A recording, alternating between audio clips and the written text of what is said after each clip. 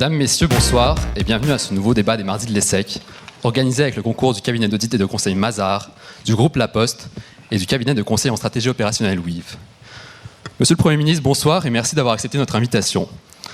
Vous faisiez il y a 10 jours la une du premier numéro du nouveau magazine Society. Sur cette couverture, pour le moins un peu fouillie, on vous trouve aux côtés d'un encart consacré à Tinder, d'un dossier sur un baron de la drogue américain et d'un article portant sur le heavy metal. Sexe, drogue, rock'n'roll. Et François Fillon. Drôle de cocktail, me direz-vous. Seriez-vous en train de passer du côté obscur de la force, monsieur Fillon ? En fait, l'équation n'est pas si étonnante. Au plus profond de vous sommeille un esprit rebelle, fonceur, pétulant, loin du portrait que l'on dresse souvent de vous dans la presse, qui vous trouve placide, pusillanime ou encore mou.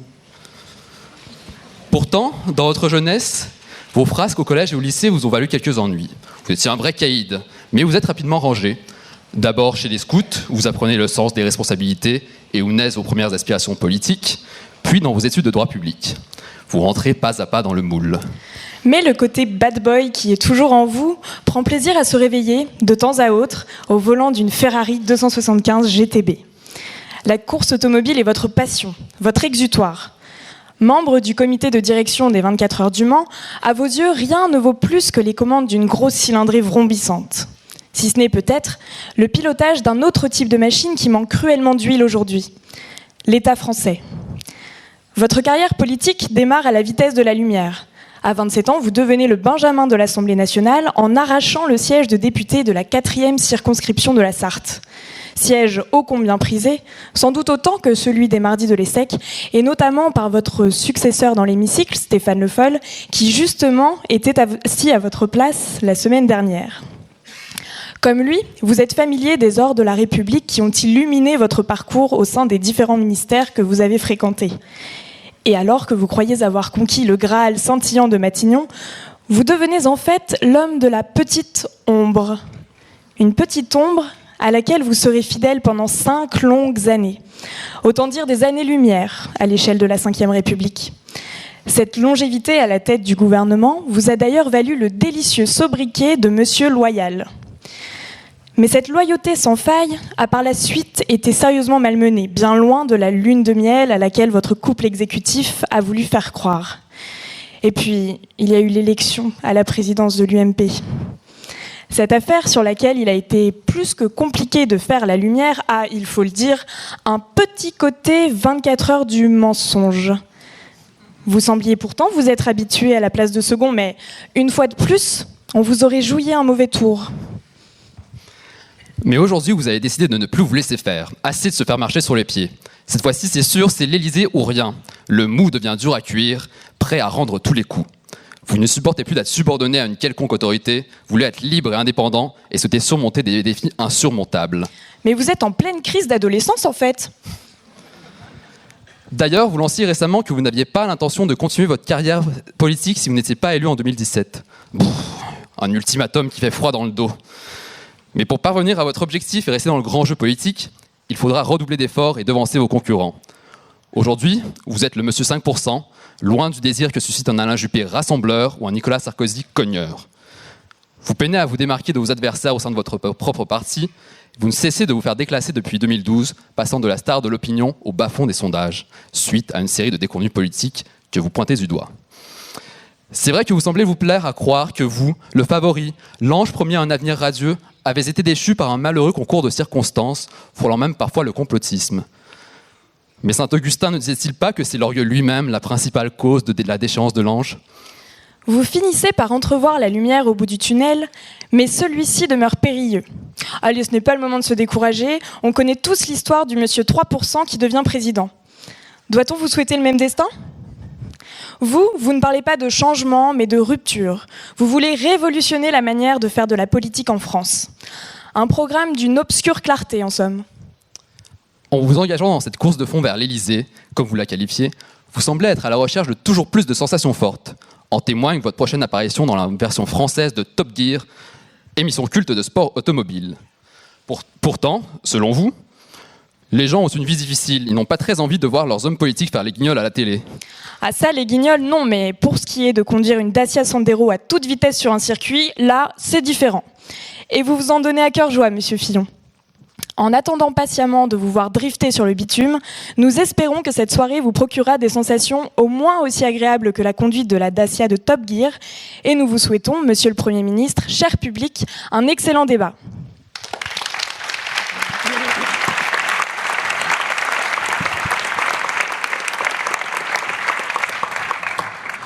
Bonsoir Monsieur Fillon, merci d'avoir accepté notre invitation.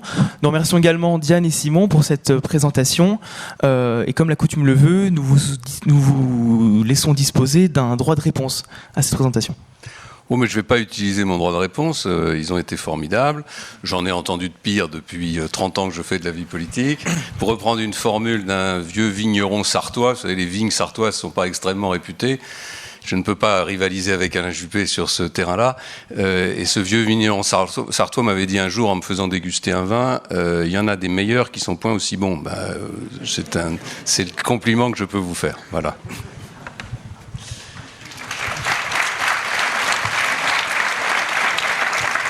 Merci. Alors, on comprendra que j'étais dans une autre business school il y a quelques jours, donc cette formule, j'espère vous la comprenez parfaitement. On va essayer d'être juste meilleur. Celle-ci étant la meilleure au monde, n'est-ce pas? Évidemment. C'est ce qu'en tout cas mon fils me dit en permanence. Alors en tout cas aujourd'hui, nous avons prévu d'évoquer votre candidature, évidemment, ainsi que l'actualité de la droite. Puis nous nous dirigerons vers des sujets plus larges comme votre parcours ou la situation française. Alors, pour rentrer dans le vif du sujet, vous êtes candidat confirmé aux primaires UMP et donc par extension à l'élection présidentielle de 2017. Pourtant, bien que vous ayez tweeté récemment « Je suis France », il semble que la France, elle, a encore du mal à devenir Fillon. Vous avez affirmé que vous ramiez, que c'était très difficile de se faire entendre, que vous faisiez même un travail ingrat. Et c'est vrai qu'entre Monsieur Juppé, qui semble rassembler tout l'opinion de gauche, et Monsieur Sarkozy, qui semble être maître en son parti, on a du mal à voir encore où vous pouvez vous positionner. Alors ma question est, qu'est-ce qui vous différencie essentiellement de vos deux concurrents directs ? Comment vous faire enfin entendre ? Bon, d'abord, il ne faut pas se méprendre quand j'ai dit « je suis France », c'est pas que j'ai les chevilles qui ont explosé, et on pourrait dire « nous sommes France », peut-être comme ça serait plus compréhensible par chacun d'entre vous. C'était une réflexion à partir de « je suis Charlie », à partir de « nous sommes Charlie ». Cet événement dramatique qui a impressionné, qui a bouleversé tous les Français et qui a donné lieu à un grand mouvement de solidarité, a conduit à ce qu'on adopte tous, ou en tout cas beaucoup d'entre nous, cette formule « je suis Charlie ». Et en me déplaçant à travers toute la France depuis des semaines et des semaines, et en discutant avec les Français, je me suis rendu compte que cette formule était au fond réductrice, et que la bonne formule, à l'issue de ce drame, aurait été « je suis France ». Ou nous sommes France. Voilà, je veux juste tout de suite dire les choses. Donc ça veut pas, je n'ai pas dit je suis la France, pour dire les choses simplement. Ça va être difficile de répondre simplement à votre question sans évoquer les autres sujets que vous voulez évoquer à la fin de notre débat. Pourquoi ? Parce que la politique, c'est pas seulement une compétition de personnes. Il y a quelques hommes politiques qui ont des convictions.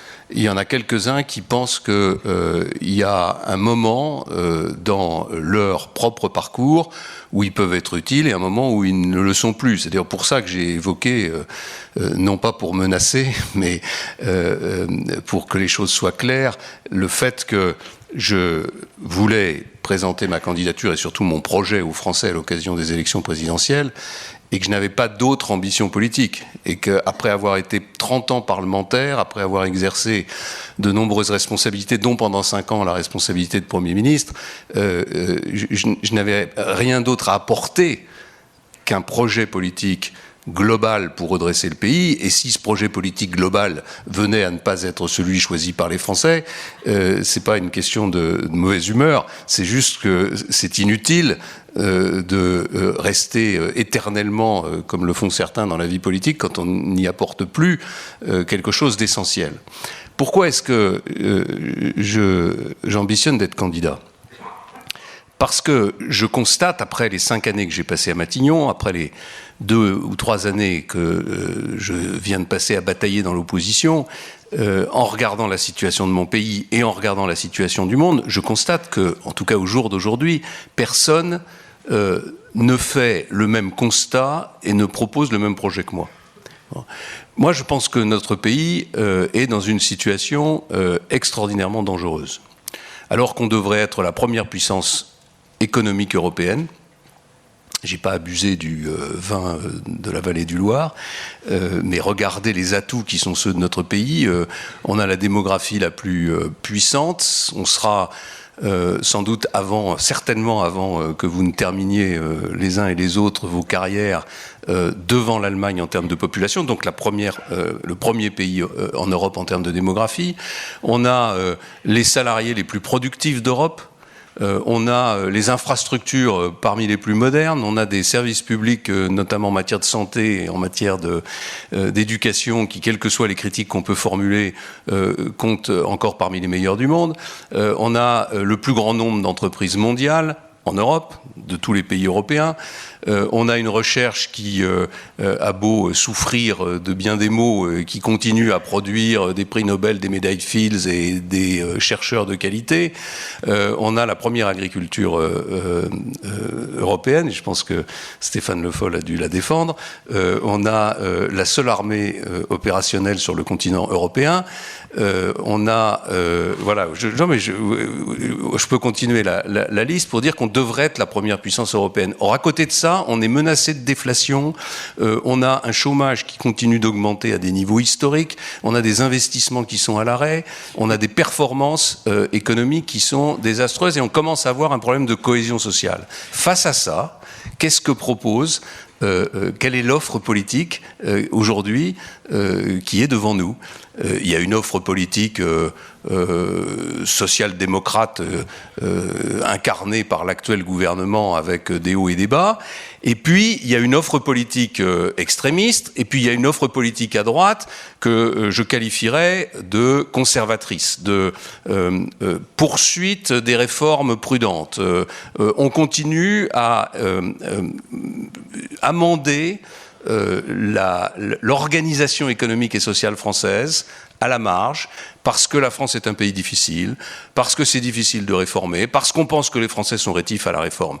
Voilà. Et c'est ça le débat qui est engagé aujourd'hui à droite. Le seul débat qui vaille aujourd'hui à droite, c'est entre une rupture profonde, un changement à la fois de rythme et dans l'organisation économique et sociale, ou la poursuite de réformes à un rythme prudent, avec beaucoup de précautions et beaucoup de concertation. Il se trouve que moi, je pense qu'aujourd'hui, dans l'état où se trouve notre pays, et je n'ai pas toujours pensé ça, seul un choc, une réforme extrêmement concentrée, une sorte de masse critique de réforme pour engendrer une véritable réaction est nécessaire. Et c'est ce projet-là que je défends.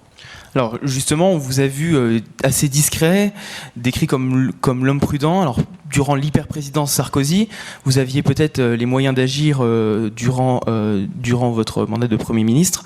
Et maintenant, vous proposez un programme plutôt radical, un programme choc. Alors on vous sait passionné de voitures. Est-ce que c'est un virage à droite ou voilà, est-ce que ça amène un nouveau fillon, un fillon plus médiatique, un fillon beaucoup plus présent sur la scène politique? Vous voyez, vous ramenez toujours les choses à des questions de personnes, de communication, comme si on était juste dans un théâtre d'ombre. D'abord, il y a une première chose qui est très très importante en démocratie, c'est que on peut faire des réformes très profondes si le peuple les approuve. Et le rendez-vous démocratique, c'est l'élection présidentielle et l'élection législative. En 2007, avec Nicolas Sarkozy, on a été élu sur un programme qui n'était pas un programme de rupture radicale. C'était un programme qui tranchait avec les programmes précédents, mais enfin qui s'inscrivait quand même dans une grande continuité. Et c'est sur ce programme-là qu'on a été élu, et c'est donc normal qu'ensuite, moi à ma place, les parlementaires, et j'en salue 2 ici, de la majorité, mettent en œuvre ce programme loyalement. Je prends 2 ou 3 exemples. On n'a pas, en 2007, dit aux Français qu'on allait supprimer les 35 heures. On leur a dit qu'on allait défiscaliser les heures supplémentaires pour contourner l'obstacle des 35 heures. On leur a pas dit qu'on allait mettre l'âge de la retraite à 65 ans, comme tout le monde sait qu'il faudrait le faire, comme on le fait partout en Europe, et comme il faudrait le faire si on veut équilibrer les régimes de retraite. On leur a pas dit qu'on allait réécrire le code du travail. On leur a pas dit qu'on allait changer profondément l'organisation de notre système éducatif. Bon.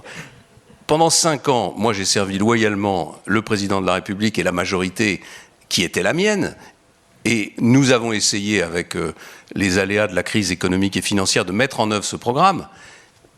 Au fur et à mesure que le temps passait, j'ai constaté, à la fois à travers ma vision du monde et de la société française, que ce programme n'était pas suffisant pour enrayer ce que j'appellerais la décadence de l'économie française, pour dire les choses simplement.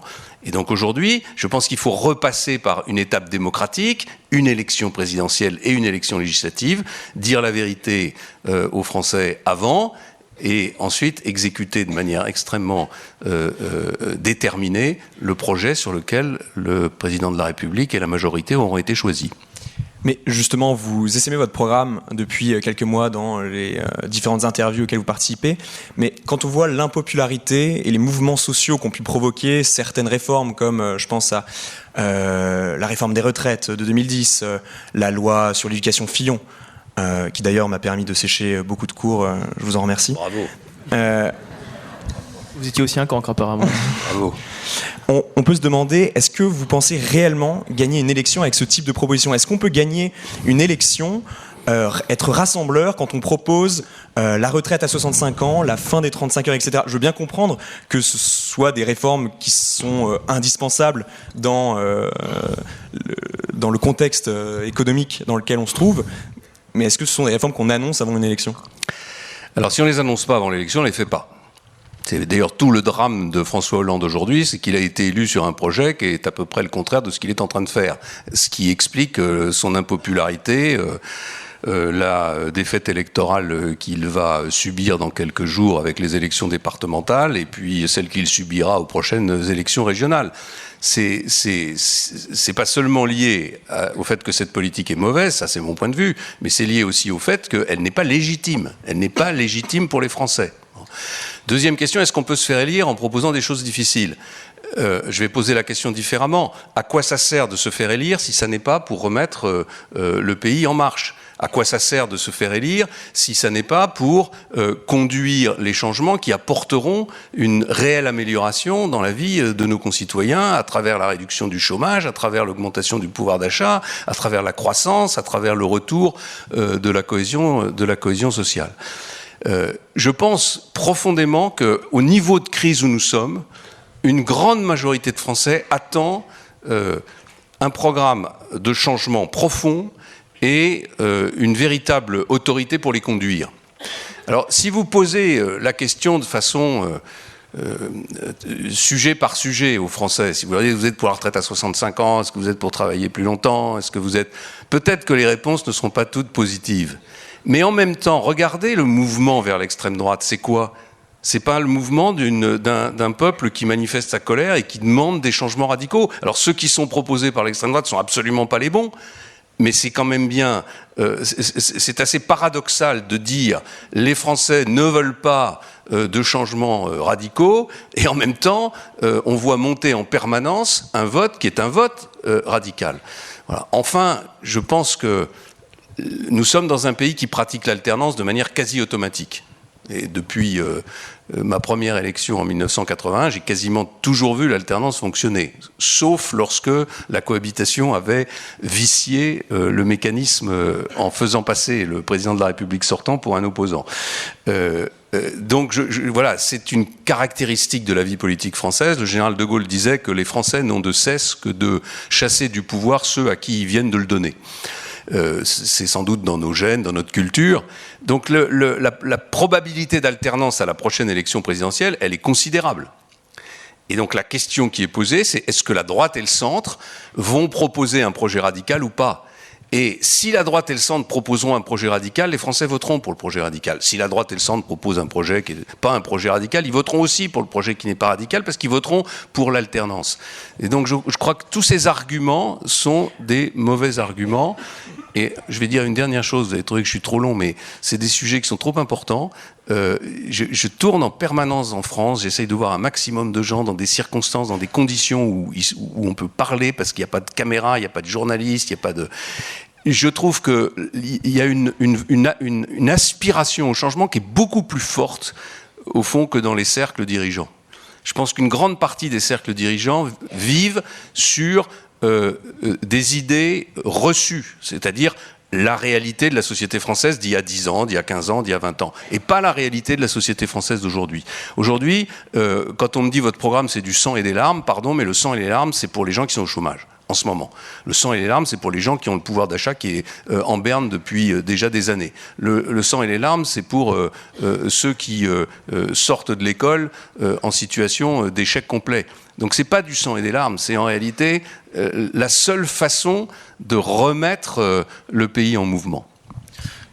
Pourtant, M. Sarkozy aurait affirmé que plus Fillon a d'idées, moins il a de soutien.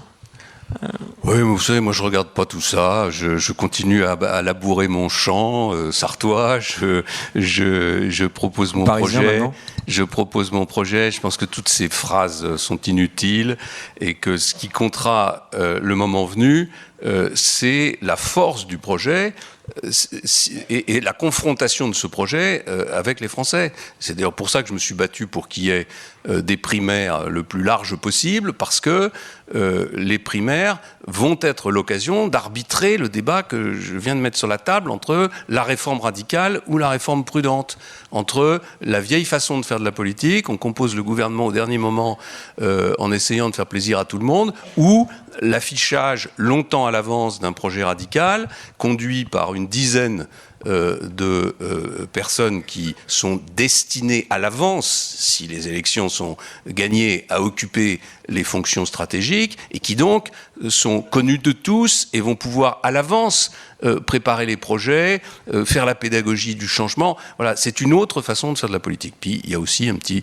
sujet de comportement. Je pense qu'il y a chez nos concitoyens aujourd'hui beaucoup de colère à l'égard de comportements qui sont considérés comme des comportements qui ne sont pas adéquats par rapport aux souffrances des gens, par rapport aux exigences de justice sociale, par rapport à l'équité. Et c'est aussi quelque chose qui pour moi est important. Alors justement, vous parlez de programme fort, de programme radical, notamment pour la droite. Qu'est-ce que la droite maintenant ? Vous faites partie de l'UMP. On a Nicolas Sarkozy qui propose un bloc de 10-15 réformes majeures que vous pourriez tous suivre. Mais on voit quand même que vous avez des visions un petit peu différentes entre M. Juppé, M. Sarkozy et vous.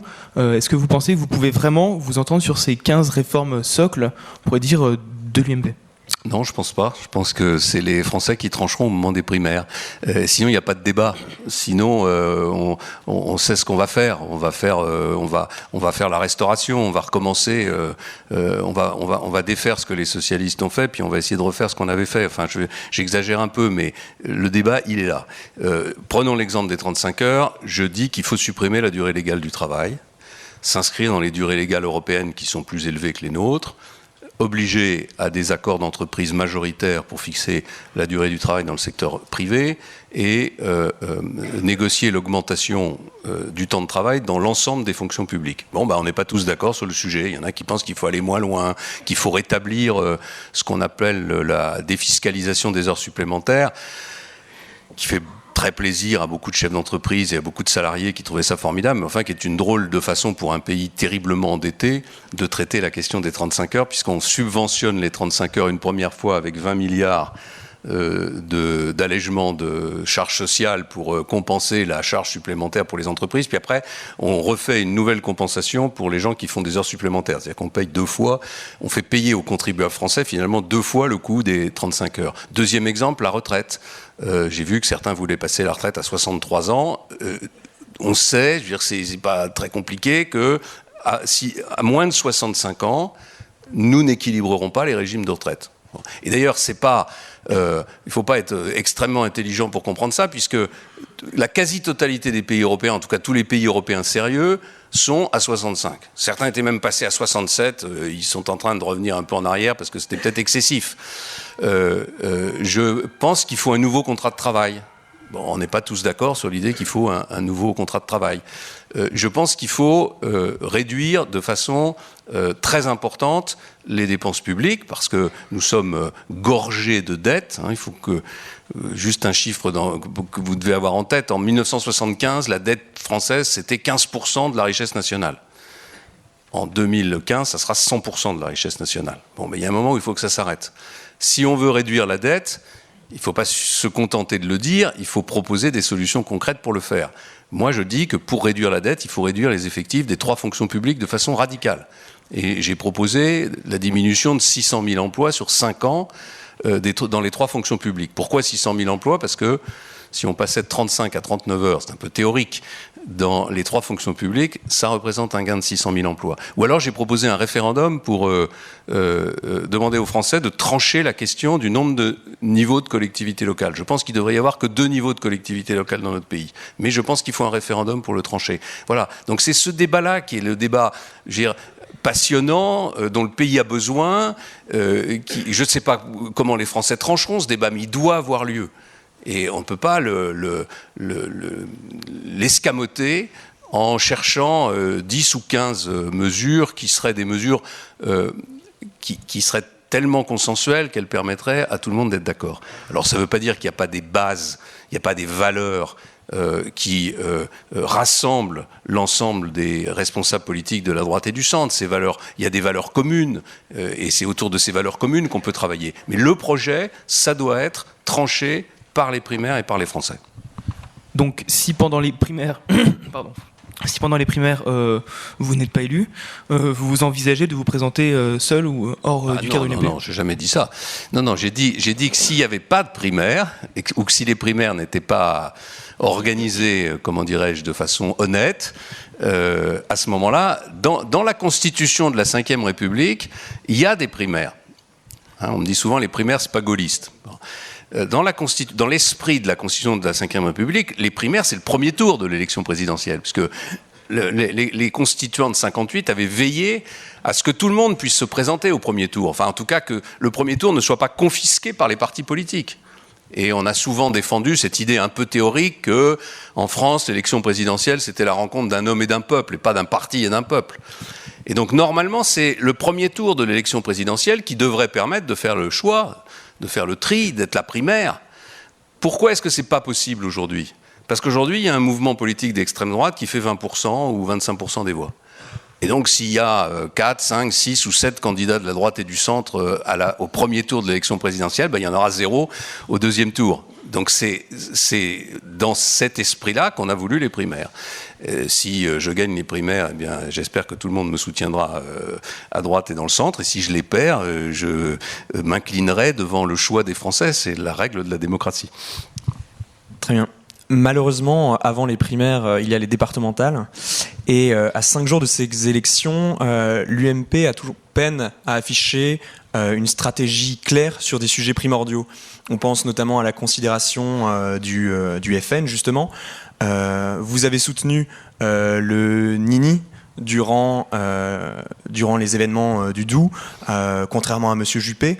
Alors ma question est, quelle stratégie l'UMP adoptera en cas de situation similaire durant les départementales, et plus largement, comment l'UMP espère rassembler durant ces élections afin d'éviter justement ce genre de situation ?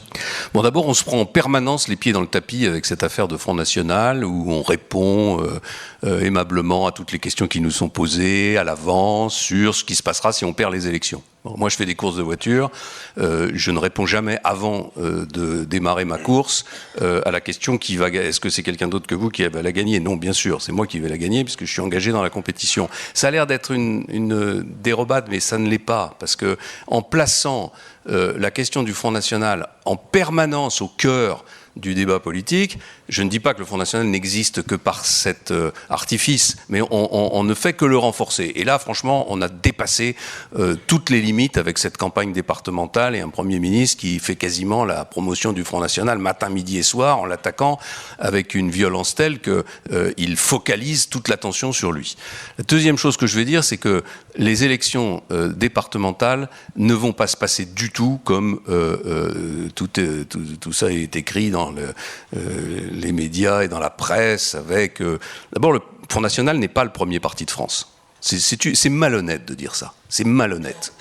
Car tous ceux qui disent ça savent très bien qu'ils se basent pour dire cela sur une élection européenne où la participation est inférieure à 40%. Donc une élection européenne, l'élection la moins liée, enfin, dans laquelle les gens ressentent le moins l'impact sur leur propre vie. À tort d'ailleurs, mais enfin c'est comme ça. Avec une participation qui est la plus faible de toutes les élections nationales.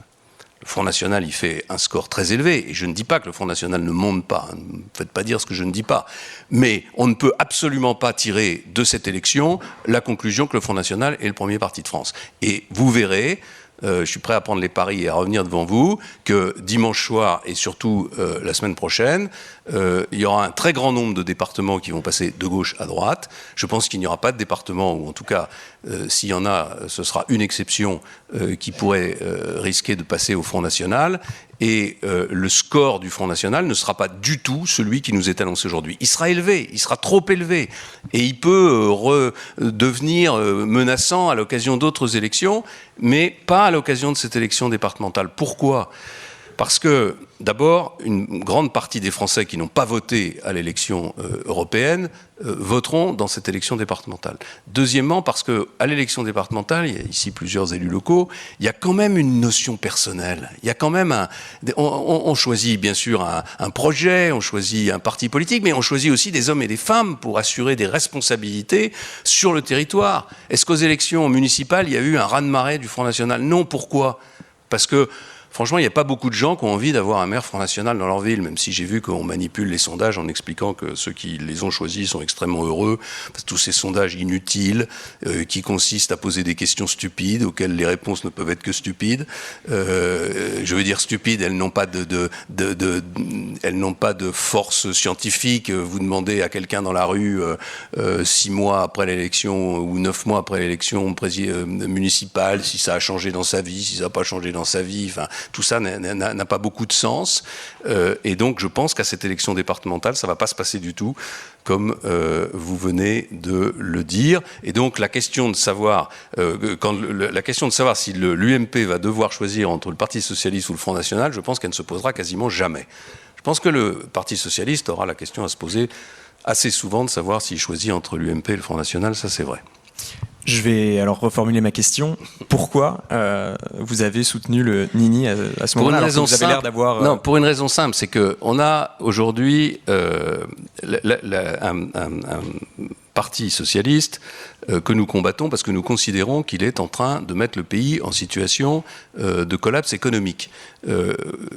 C'est totalement incompréhensible, dans ces circonstances-là, d'aller expliquer aux électeurs de la droite et du centre qui doivent voter dans le Doubs, dans une élection partielle, pour le candidat socialiste, dont on dit par ailleurs qu'il représente une majorité que nous combattons, alors que la menace sur la République est totalement inexistante. Moi, j'ai toujours combattu le Front National toute ma vie, et je continuerai toujours à le combattre, parce que je pense que c'est un parti dont les origines historiques sont des origines extrémistes que je combats de toutes mes forces, parce que je connais beaucoup de leurs responsables et de leurs cadres, et que leur comportement est totalement contraire à mon éthique politique, et enfin parce qu'ils ont un programme totalement stupide en matière économique et totalement irréalisable.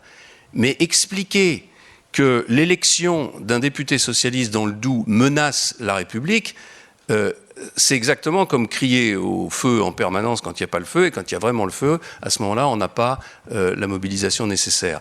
J'ai connu déjà à l'Assemblée nationale, parce que je suis élu depuis longtemps, une époque où il y avait 35 députés du Front National. 35.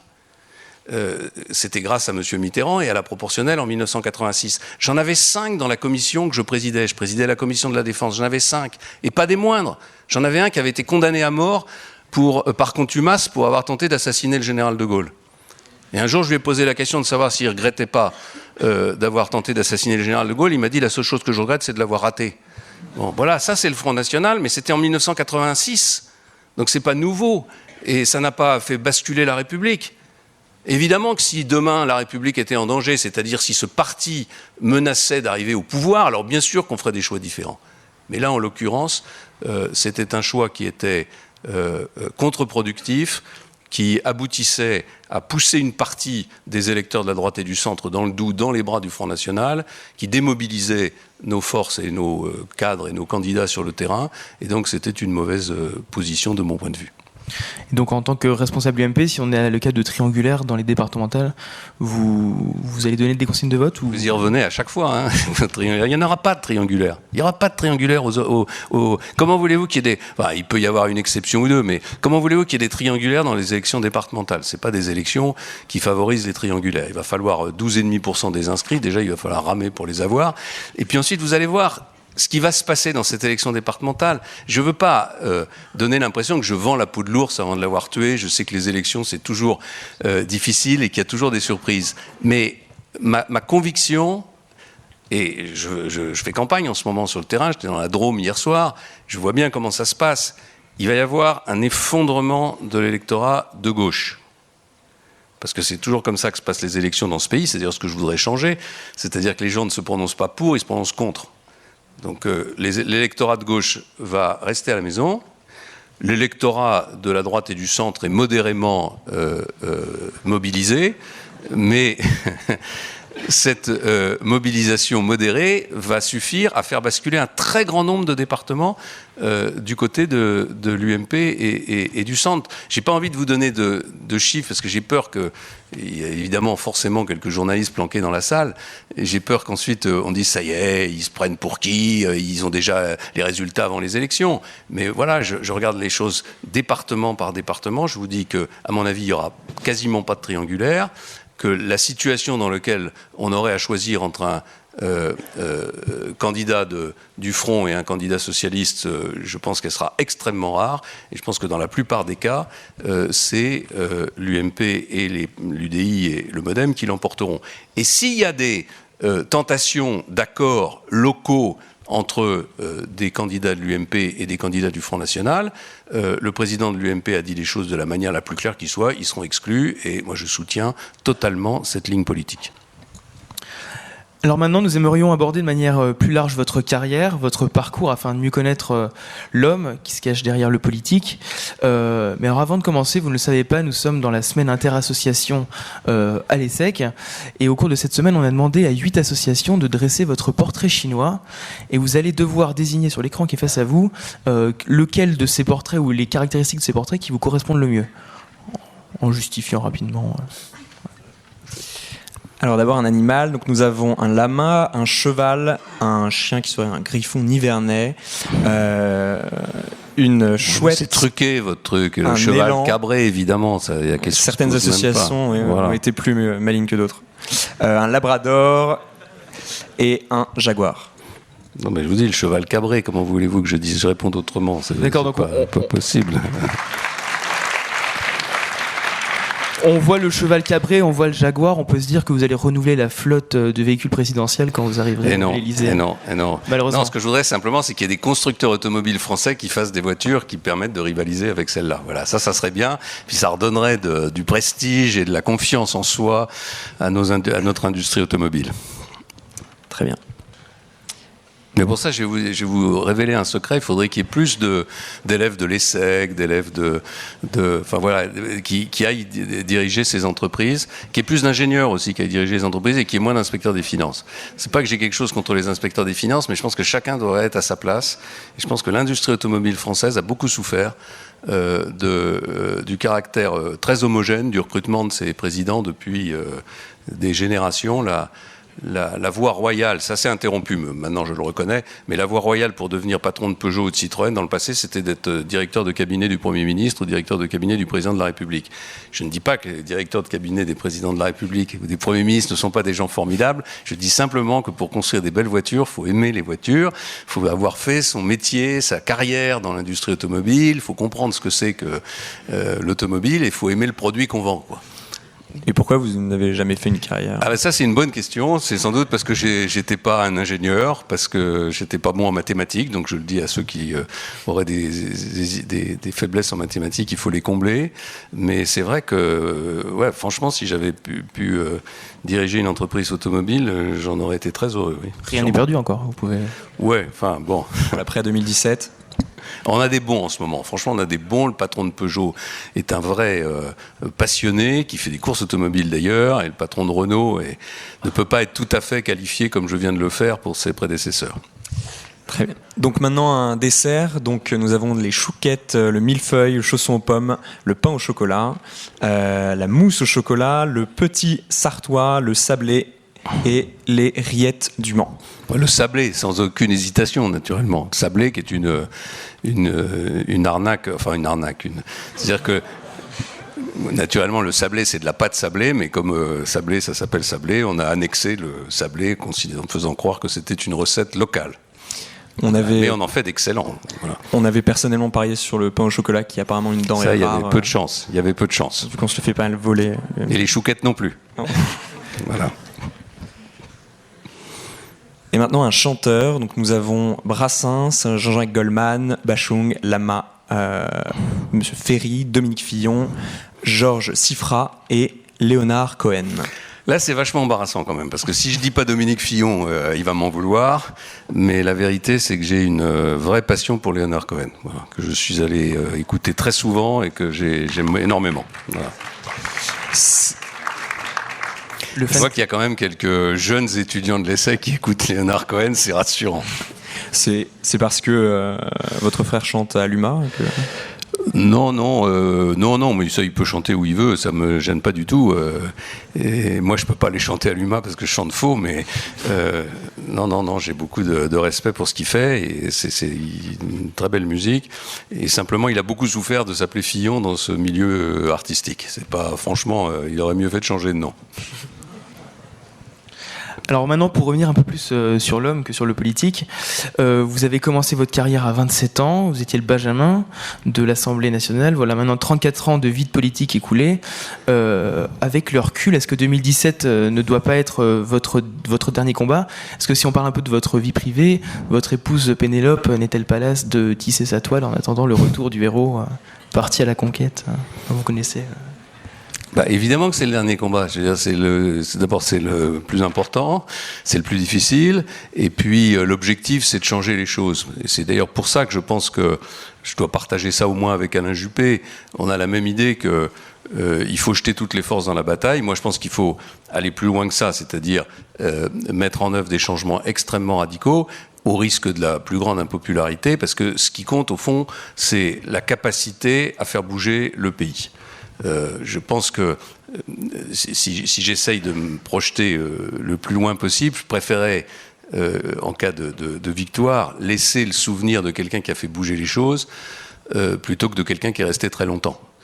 Et voilà, et dans un pays aussi difficile, aussi éruptif que le nôtre, je pense qu'il faut partir avec l'idée que c'est le dernier combat, que c'est le seul qui compte, qu'il n'y en a pas d'autre, et que l'objectif c'est de faire les changements là, maintenant, pas en se donnant 10 ans pour faire les choses. C'est cette espèce de volonté de durée qui souvent pousse à la prudence.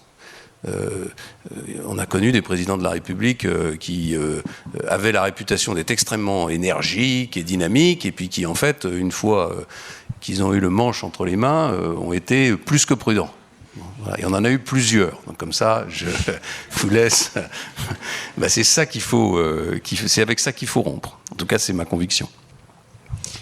Vous avez l'air, en tout cas, d'être un homme de conviction, comme vous le dites. Pourtant, vous avez été député de la Sarthe pendant 31 ans, et maintenant vous voilà député de Paris. Alors, on comprend vos origines sartoises et votre attachement à cette région.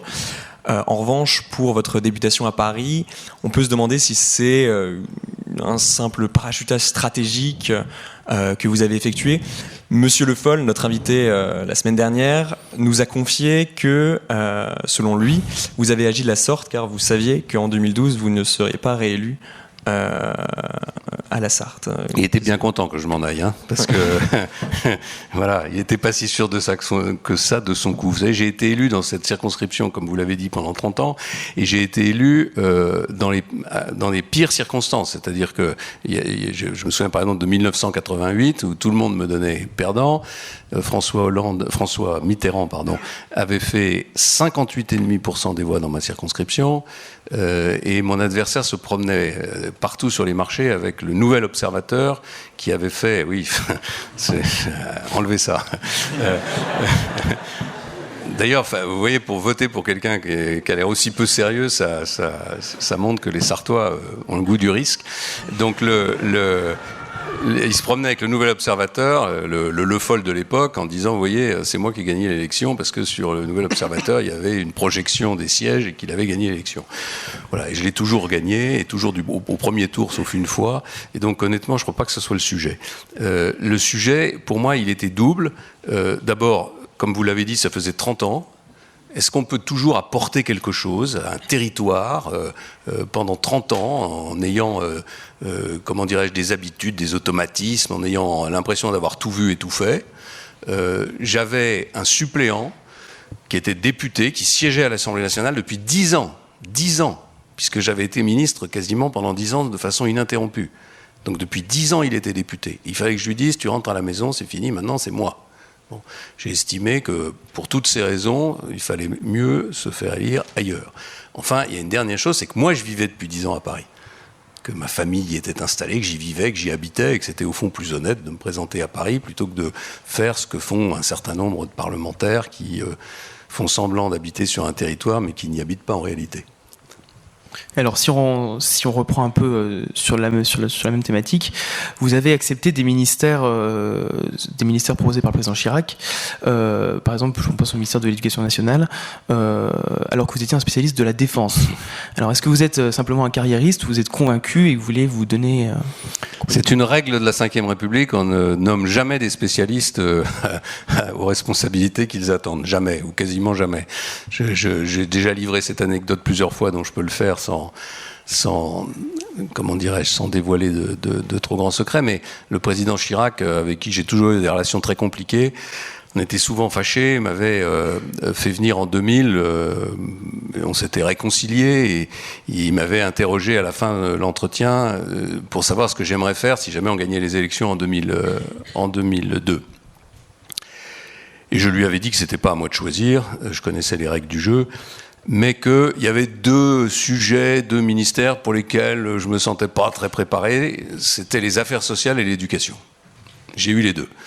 Donc voilà, c'est comme ça que fonctionne. C'est d'ailleurs pour ça que je veux changer aussi les choses dans ce domaine. Moi, j'avais proposé en 2006, mais j'ai pas réussi à l'imposer parce que je n'ai pas obtenu l'accord de tout le monde. Une première idée, c'est que les ministères, la liste des ministères et leurs compétences devraient être inscrites dans un texte législatif, de façon à ce qu'on ne puisse pas changer le nombre de ministères, leur intitulé et surtout leur champ de compétences à chaque changement gouvernemental. Ça a l'air d'être des détails. Vous vous dites tout ça, c'est pas très important. Mais imaginez-vous une entreprise qui en permanence va changer sa structure administrative, l'intitulé des principaux directeurs, va modifier l'architecture de l'entreprise quasiment tous les ans ou tous les ans et demi à l'occasion de chaque changement. C'est un gaspillage de temps, c'est une très très grande faiblesse.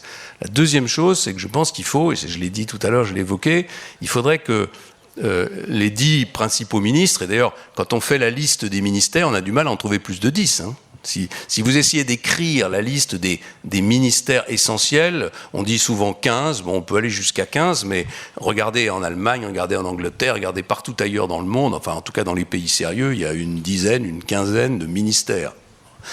Et moi je voudrais que les ministres soient, en tout cas ceux qui pourraient occuper ces fonctions en cas de victoire aux élections, soient un peu désignés à l'avance. de manière à ce qu'ils puissent se préparer, de manière à ce qu'ils puissent avoir des équipes qui soient prêtes, de manière à ce que, si par exemple on dit qu'on va abroger les 35 heures et renvoyer à des accords d'entreprise, on sait qu'il faut faire ça dans les 30 jours qui suivent l'élection si on veut que ça marche. Eh bien, aujourd'hui, avec le fonctionnement politique français, on est incapable de faire ça dans les 30 jours des élections, parce que le ministre qui va arriver, il va déjà lui falloir 3 mois pour comprendre comment ça marche, pour constituer ses équipes, voilà, donc j'exagère un peu, mais c'est pour moi très, très, très, très important. Alors après, est-ce que j'aurais dû refuser les postes qu'on m'a proposés? Non, parce que quand on s'engage dans la vie publique, c'est pour servir. Quand le président de la République vous propose d'être ministre des Affaires sociales et de faire la réforme des retraites en 2003, vous refusez pas. Ou alors vous allez faire autre chose. Quand il vous propose ensuite d'essayer de sauver la réforme de l'école qui avait été engagée par mon prédécesseur et qui est mal partie, vous résistez un peu et puis au bout du compte, vous finissez par le faire.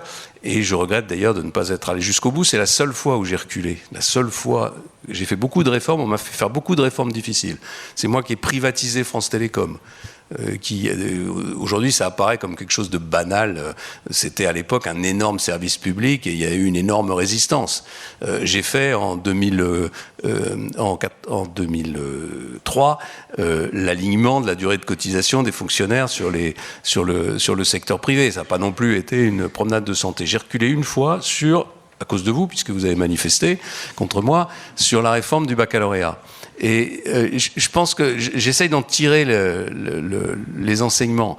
La réforme que je proposais à l'époque, et que je voudrais reproposer demain, parce que je pense qu'elle était excellente, c'est une réforme qui consistait à désacraliser ce baccalauréat, à en réduire le coût en termes humains et en termes financiers sur le système éducatif. C'est 1 mois de paralysie quasiment de l'éducation nationale, et surtout en faire un examen intelligent où on ne demande pas aux futurs bacheliers de maîtriser la totalité des programmes pondus par les inspecteurs généraux de l'éducation nationale, qui doivent être naturellement chaque année encore un peu plus exhaustifs, mais où on leur demande de faire la démonstration qu'ils ont les méthodes, la capacité d'analyse, la capacité de travail qui va leur permettre ensuite d'aller vers l'enseignement supérieur. Et donc j'avais proposé un baccalauréat, moitié contrôle continu, et l'autre moitié, 4-5 matières que les lycéens auraient choisies eux-mêmes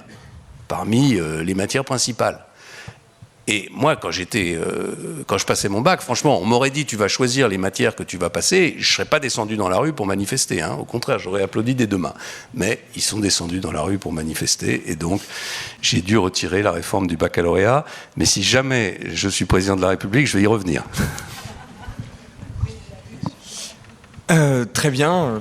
Et d'ailleurs, un grand nombre de ceux qui ont manifesté contre moi sont devenus députés socialistes. Mais c'est pas votre cas, mais ça aurait pu être le cas. Merci. Donc, assez parlé de vous, on va essayer maintenant de parler un peu des autres.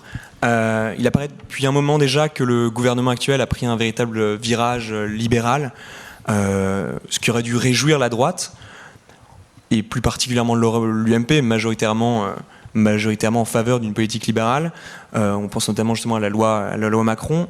Et pourtant, comme le montrent les réactions face à cette loi, ce tournant est loin de faire l'unanimité. Alors on se demande pourquoi tant de haine? Parce que c'est juste de la com, tout ça. On est dans un pays qui se gargarise de mots, la loi Macron, l'orientation libérale, on va lutter contre les rentes, etc. Et qu'est-ce qu'il y a dans la réalité? C'est quoi la loi Macron? Le nombre de gens que je rencontre toute la journée en traversant le pays qui me parlent de la loi Macron et qui n'ont jamais ouvert un seul document pour regarder ce qu'il y avait vraiment dans la loi Macron. La loi Macron, c'est une espèce de fourre-tout, de mesures dont certaines ne sont pas libérales du tout. Il y a par exemple un renforcement exorbitant des pouvoirs des inspecteurs du travail, c'est pas franchement libéral. Il y a toute une série de mesures techniques qui consistent à corriger des bêtises que la gauche avait fait 18 mois auparavant. Vous allez me dire, c'est pas stupide, mais enfin c'est pas indispensable non plus pour nous de venir bénir le fait de baisser des taxes qui ont été instaurées 18 mois auparavant, ou de venir corriger la loi de Madame Duflot sur le logement, qui est tellement catastrophique, avant même quasiment qu'elle ait été mise en œuvre, il faut que la loi Macron vienne la corriger. Et il y a enfin cette révolutionnaire décision d'autoriser un petit nombre supplémentaire de notaires à s'installer dans le pays. Si moi je dis que c'est une formidable loi libérale et que je la vote, ça veut dire que je donne le sentiment aux Français qu'on est en train de marcher dans le bon sens et que c'est avec ces décisions-là qu'on va remettre le pays sur les rails. Alors qu'on sait tous que c'est pas vrai, que c'est bien sûr que parfois ça va dans le bon sens, mais quand on est en face d'un pays qui est en train de glisser sur un toboggan, dont les performances économiques ne cessent de se dégrader, on ne perd pas son temps pendant 3 semaines à discuter de sujets comme ça. Et je pense qu'il y a un vrai problème de perception de la gravité de la situation française. Qui perçoit la gravité? Les gens qui la subissent, ceux qui sont au chômage, les petits patrons de boîtes qui sont en permanence menacés de disparaître. Mais il y a une grande partie de la société française qui, ne la ressentant pas de manière personnelle et directe, discours sur des sujets qui sont totalement éloignés de la réalité. Mais même si c'est un petit pas, c'est un pas quand même. Non, parce que ça veut dire que le signal qu'on envoie, c'est ce gouvernement va dans le bon sens, c'est très bien, continuez à le soutenir. Voilà. Et ça, en plus dans le fonctionnement des institutions de la Ve République, je rappelle qu'il y a un seul président de la République. Et il y a donc un seul projet politique qui est choisi par les Français. On n'est pas en Allemagne, on n'est pas en Grande-Bretagne, on n'est pas dans un régime parlementaire. Si on était dans un régime parlementaire, on pourrait envisager les choses différemment. On pourrait imaginer de créer des coalitions autour d'un objectif commun. Moi, par tempérament, je serais favorable à une évolution comme celle-là. Mais on est en France. Et la France, c'est pas l'Allemagne, et c'est pas la Grande-Bretagne, et c'est pas notre régime politique. Et si aujourd'hui, regardez ce qui s'est passé avec le discours de François Hollande sur l'unité nationale. On a eu cet événement tragique, le gouvernement a fait son devoir, l'opposition aussi d'ailleurs, parce qu'elle a été très correcte avec le gouvernement, ce qui n'aurait jamais été le cas dans le sens inverse, et je m'en souviens. On a eu ensuite une tentative pour, comment dirais-je, décréter l'unité nationale. Et on était tous, au fond, prêts à en tirer des conséquences, c'est-à-dire à accepter l'idée que, dans des circonstances exceptionnelles, la France menacée opposait une réponse rassemblée. Mais c'est quoi une réponse rassemblée? C'était un dialogue entre François Hollande et nous, c'était un dialogue entre la majorité et l'opposition, c'était une écoute respective, et c'était des solutions qu'on aurait pu apporter ensemble. Pas du tout. L'unité nationale, c'était au garde à vous devant le président de la République, écoutez mes discours, et ensuite silence dans les rangs. Ça n'a pas marché. Et d'ailleurs, on voit bien que cet esprit, qui après tout aurait pu être l'occasion d'un nouvel élan, aurait pu être extrêmement positif, c'est fini, terminé, on n'en parle plus, il n'y a plus d'unité nationale. Pourquoi? Parce qu'elle a été gâchée par la manière dont, je le considère, le pouvoir a agi dans ce sens. Donc voilà, moi si j'avais d'ailleurs, au début du débat de la loi Macron, pris la parole à l'Assemblée nationale et indiqué à M. Macron que, malgré un certain nombre de sujets sur lesquels j'étais franchement opposé, je pense d'ailleurs qu'il y aura des accidents à venir sur la loi Macron, en particulier constitutionnels. Je pense qu'il y a beaucoup de choses qui ne sont pas constitutionnelles, notamment sur les professions juridiques. Mais il y a ici le meilleur spécialiste du sujet qui pourrait prendre la parole à ma place. Mais j'avais dit à M. Macron, moi, malgré tout ça, je suis prêt à regarder si on peut voter votre loi. Mais à une condition, c'est que vous acceptiez quelques amendements de l'opposition. Et j'en avais proposé 5. Je ne dis pas qu'il fallait qu'ils prennent les 5, il en aurait pris 1, 2. Peut-être qu'on aurait pu regarder les choses. Pourquoi? Pas parce que je voulais absolument qu'il y ait un amendement signé François Fillon, mais parce que je voulais mettre dans ce texte, puisque M. Macron nous proposait une loi qui devait faire redémarrer l'économie française, des vrais sujets. C'est-à-dire, par exemple, la suppression des seuils sociaux ou leur suspension, une réforme de l'alternance, de l'apprentissage. Bon, j'avais proposé la suppression des 35 heures, je reconnais que c'était peut-être un peu ambitieux pour M. Macron de se lancer dans cette idée, encore que tous les amendements que j'ai proposés correspondaient à des sujets sur lesquels M. Macron s'était exprimé lui-même en disant qu'il était favorable. Depuis son arrivée au pouvoir, il a dit qu'il était pour la remise en cause des 35 heures. Il a dit qu'il était pour la suppression des seuils. Il a dit qu'il était pour un contrat de travail unique. Voilà. Donc j'ai proposé ces amendements. Faut pas m'en demander plus. On ne va pas se mettre à genoux en robe de bure pour dire Saint Macron, c'est formidable parce qu'on ne parle plus de pourfendre le capitalisme et de l'ennemi de la finance. Quand vous dites on est dans un virage libéral, bon, honnêtement, bon, c'est pas du gauchisme, d'accord, mais c'est surtout de l'immobilisme. La vérité, c'est qu'on gère le temps. On occupe le Parlement, on fait des choses qui peuvent aller dans le bon sens, mais qui ne sont pas significatives. Et pendant ce temps-là, le pays continue de dériver. Pendant ce temps-là, une grande partie de ceux qui sont ici, quand ils auront terminé leurs études, iront faire profiter d'autres économies de leurs talents, et un nombre supplémentaire de jeunes Français seront au chômage. Donc on ne peut pas rester comme ça, assis sur sa chaise, les bras ballants, en disant « Ah, il y a M. Macron qui est libéral, donc tout va aller mieux ». Non, je pense que c'est plus compliqué. On vous remercie donc pour cet échange. Nous allons maintenant lancer les questions du public. Donc deux micros vont circuler dans la salle. Vous levez la main ou vous levez. Et voilà. Donc on a une première question là-bas. Et donc on va vous faire parvenir 2 micros.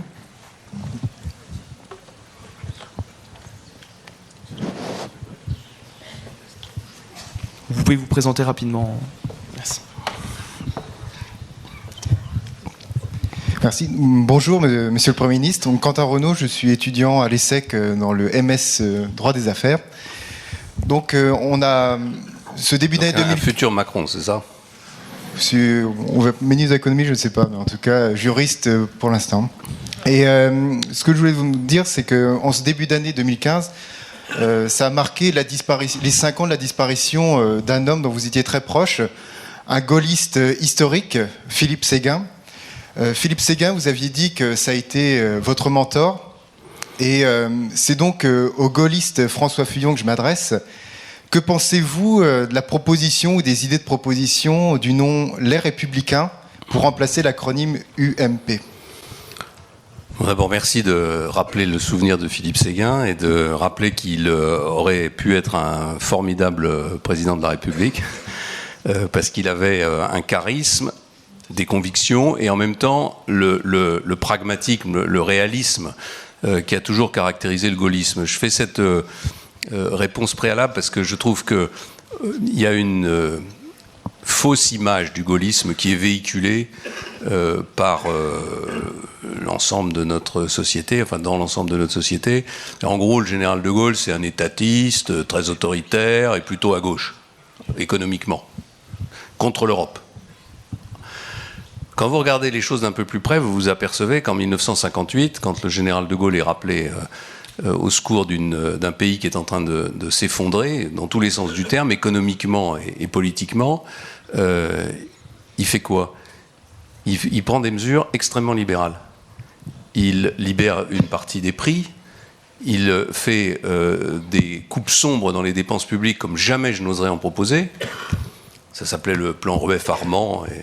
Il libéralise beaucoup d'activités et c'est lui qui fait rentrer la France dans le marché commun. Tout le monde a juste oublié ça. Pourquoi je dis ça? Parce que, et bien sûr que le général de Gaulle avait une haute idée de l'État, que c'était un homme qui avait un sens de l'autorité. Je ne dis pas du tout qu'il était un libéral au sens idéologique du terme, je dis simplement qu'il était très pragmatique. Et que le moment venu, il a su confier à des hommes et des femmes qui étaient pragmatiques le soin de redresser le pays. Et Philippe Séguin était comme ça. Et quand on me dit, mais vous faites des propositions qui sont trop libérales alors que vous étiez l'ami d'un gaulliste social, non, le gaullisme, c'est justement d'essayer de s'adapter à la réalité. Il y a plein d'occasions où le général de Gaulle a renversé la table en s'adaptant à une réalité, en surprenant tout le monde. Quand il va serrer la main de Mao Tse-tung, le premier chef d'État occidental, franchement, Mao Tse-tung a beaucoup plus de sang sur les mains que Bachar el-Assad. Donc c'était un sacré événement, c'était prendre des risques considérables, et qui aujourd'hui pourrait considérer que le général de Gaulle a eu tort de le faire. Voilà. Alors les Républicains, je ne peux pas être contre. Moi j'ai appelé le courant que j'ai créé au sein de l'UMP Force républicaine, donc je ne peux pas être contre. Je pense que c'est magnifique, la référence à la République. En même temps, je pense que c'est pas fondamental la question du nom du parti et la question de son apparence. Ce qui va compter, c'est est-ce que c'est un parti démocratique, c'est-à-dire est-ce qu'on a définitivement rompu avec les errements du passé, qui ont été rappelés tout à l'heure pudiquement par ceux qui étaient chargés de faire mon portrait, c'est-à-dire cette époque où on bourre les urnes et où on triche aux élections. Honnêtement, je reconnais que depuis l'arrivée de Nicolas Sarkozy, d'abord depuis le travail qu'on a fait avec Alain Juppé et Jean-Pierre Raffarin, et puis avec l'arrivée de Nicolas Sarkozy, les choses se sont apaisées et il y a un dialogue qui s'instaure. Maintenant, il faut que ce dialogue débouche sur un échange démocratique qui va permettre, à l'occasion des primaires, de transformer une force politique de 150, 200, 300 000 militants en un mouvement qui permet d'entraîner l'ensemble de la nation. Alors, si ça doit s'appeler les Républicains, pourquoi pas? Est-ce qu'il y a une autre question dans l'assistance? On a une là-bas à gauche.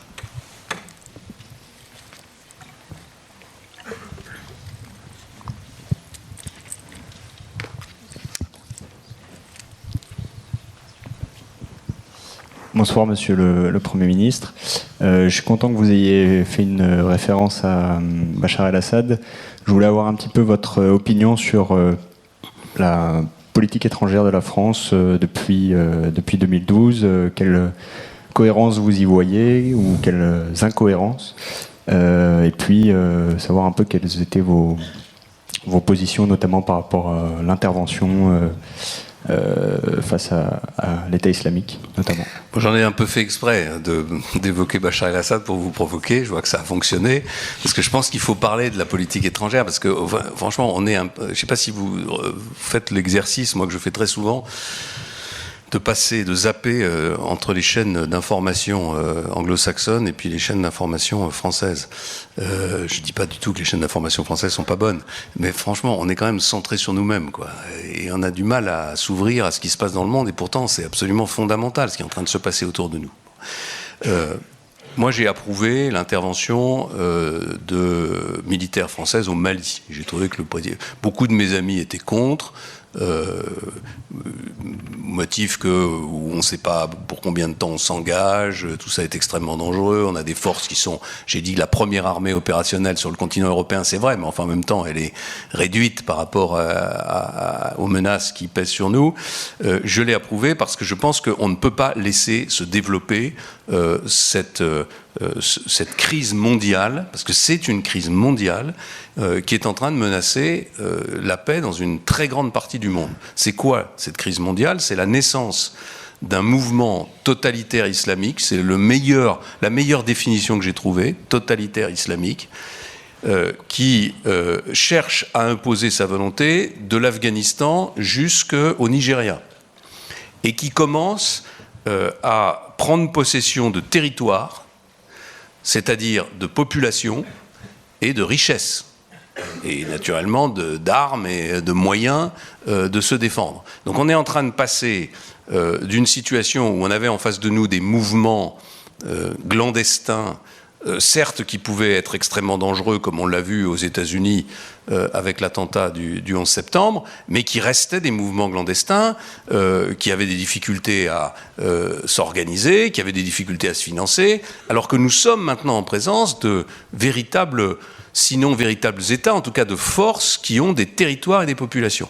Vous avez aujourd'hui une partie de l'Irak qui est occupée par l'État islamique, une partie de la Syrie.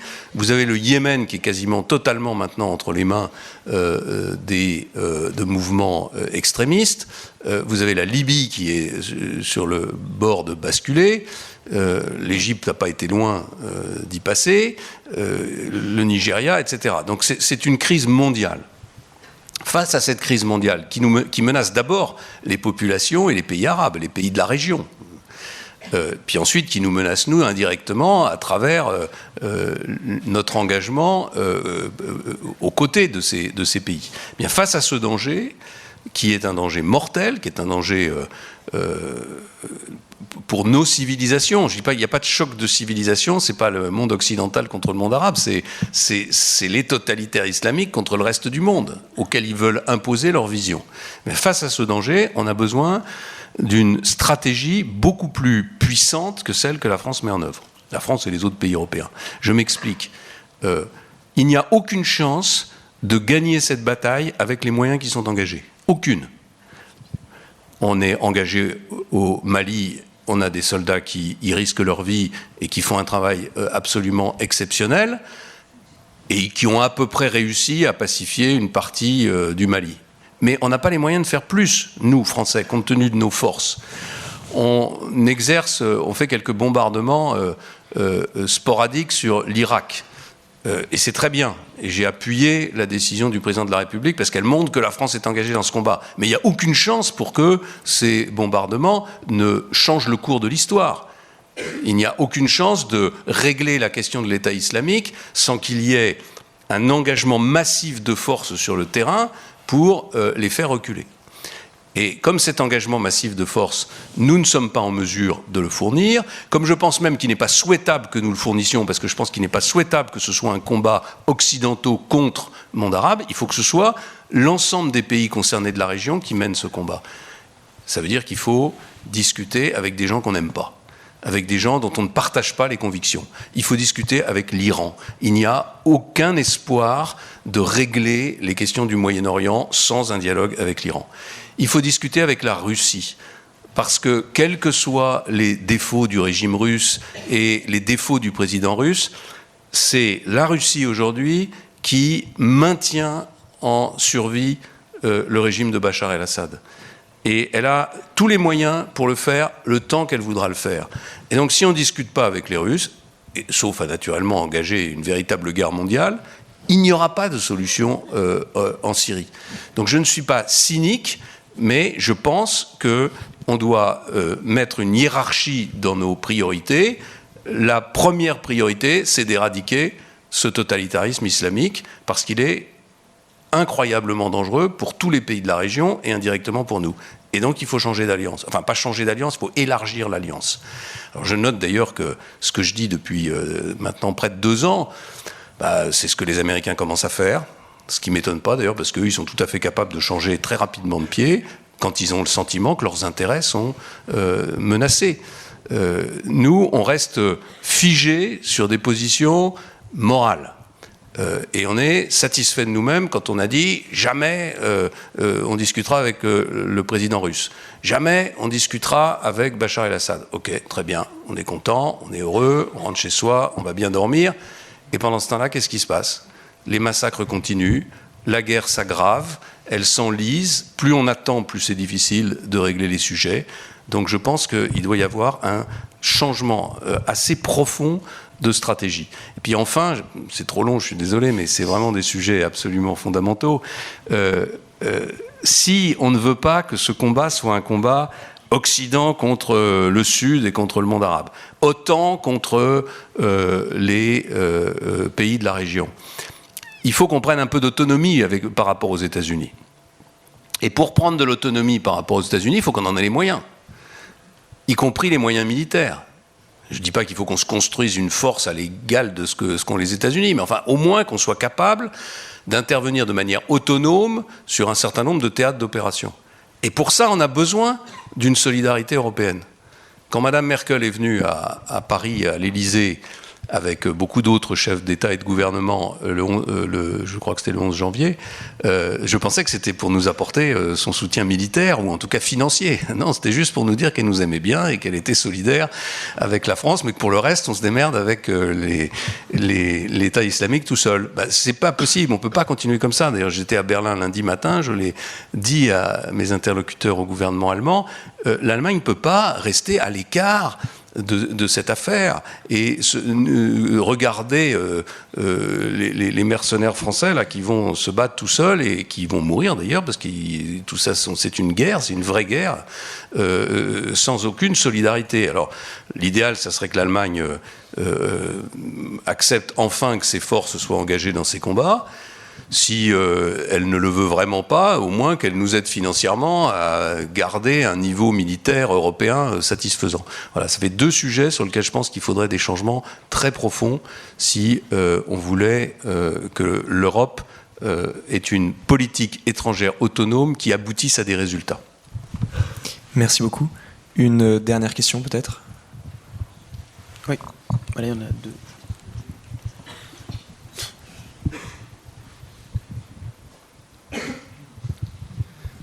Bonsoir, Monsieur Fillon, Bollorrain, 78 ans, retraité de la fonction publique. Alors, vous nous parlez de politique internationale. En ce qui concerne les deux bateaux qui sont là-bas à Nantes ou à côté, Saint-Nazaire. Saint-Nazaire, que faut-il en faire ? Bon, maintenant on est dans un bras de fer avec la Russie. Moi je pense qu'on aurait pu éviter ce bras de fer. C'est-à-dire que je suis absolument convaincu, je l'ai écrit, je l'ai dit maintes et maintes fois, si au début de cette crise, la France et l'Allemagne avaient pris une position commune très forte avec le président russe, on pouvait éviter l'enlisement dans lequel on est aujourd'hui. Pourquoi ? Parce que ma conviction, c'est que la Russie n'a aucun intérêt, contrairement à ce que raconte une grande partie de nos commentateurs, n'a aucun intérêt à long terme à cette crise. Aucun. La Russie a un problème d'abord économique. Le président russe, il a sûrement plein de défauts, comme tous ses prédécesseurs d'ailleurs, parce que je suis toujours frappé de voir qu'on est totalement amnésique et on a l'impression qu'avant Poutine, c'était des démocrates. Alors on me dit toujours quand je dis ça, mais il y a eu Gorbatchev. Oui, bon, il faut relire les biographies de Gorbatchev pour comprendre qu'il a mis un certain temps avant de devenir démocrate, puis que quand il s'est rendu compte que le truc lui échappait, il s'est battu pour essayer d'empêcher la chute de l'Union soviétique. Donc le président russe, il a d'abord un problème économique et un objectif de développement économique de son pays, qui est un pays qui pourrait être un pays riche et qui, à cause de sa mauvaise organisation, est dans l'état que vous savez. C'est un pays fier et c'est le plus grand pays du monde en surface. C'est un pays qui n'a jamais été, comment dirais-je, définitivement envahi. C'est un pays qui a toujours réussi à repousser les envahisseurs. Et on pense qu'avec quelques menaces économiques, en lui retenant ces deux bateaux dans le port de Saint-Nazaire, on va faire plier les Russes ?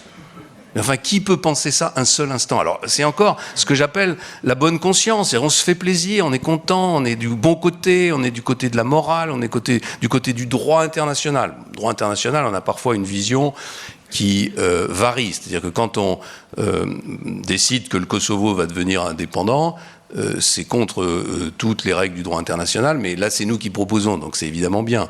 Quand on décide d'aller bombarder la Libye, alors que nous n'avons pas le mandat des Nations Unies pour bombarder la Libye, mais seulement pour empêcher les vols au-dessus de la Libye, c'est bien parce qu'on est du bon côté. Donc parfois on a une vision qui est un peu à géométrie variable. Mais si on avait pris les devants de ce conflit, comme le fait d'ailleurs maintenant François Hollande avec Angela Merkel, et moi je trouve que c'est très bien ce qu'il fait en ce moment, sauf qu'il y a 1 an et demi que ça aurait dû être fait, et la crise ne serait pas aussi grave. Donc tant qu'on est dans ce bras de fer, c'est difficile d'empêcher le commerce des bovins sartois avec la Russie et puis en même temps de vendre les bateaux. Mais à la minute où on aura réussi à trouver un accord, ce qui à mon sens est en marche avec les Russes, il faudra leur livrer ces bateaux magnifiques que seul le savoir-faire français a permis de réaliser. Voilà. Et je pense qu'on a eu raison de vendre ces bateaux à la Russie. Là aussi, je suis toujours frappé de voir la mauvaise foi qui est la nôtre quand on juge sur l'échelle du respect des droits de l'homme ou de la démocratie les États en fonction de ce qui nous arrange. Par exemple, les Chinois, c'est formidable. On peut faire tout ce qu'on veut avec le régime chinois. C'est des gens merveilleux, ils sont démocrates, il n'y a pas de problème de droits de l'homme en Chine. La Russie, c'est épouvantable. Bon, la vérité, c'est que sur le plan démocratique, ça se vaut.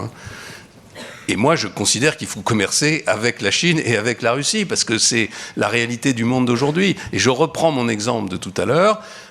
Si on avait appliqué les règles qu'on est en train de mettre en avant en termes de morale, on n'aurait jamais fait alliance avec Staline contre Hitler. Jamais. Parce que c'était une alliance contre nature. Et de la même façon, le général de Gaulle n'aurait jamais été serré la main de Mao Tse-tung, parce que c'était un homme qui avait énormément de sang sur les mains. Donc la morale, bien sûr, elle doit nous guider, on a des valeurs, on doit les défendre, on doit les promouvoir, mais on doit essayer d'hiérarchiser les priorités. Et aujourd'hui, la priorité, honnêtement, c'est vraiment pas de créer les conditions d'un nouveau conflit avec la Russie, qui ne profitera à personne et que de toute façon, on ne gagnera jamais. Merci beaucoup, Monsieur Fillon. Merci pour ce débat.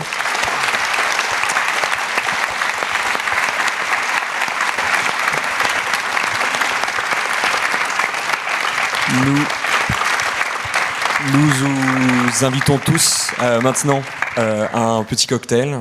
Si vous voulez poser des questions moins formelles, ce se passe à la cafette. Sans rillettes, mais... Vous avez tort, c'est excellent. Mais peut-être avec des Merci beaucoup.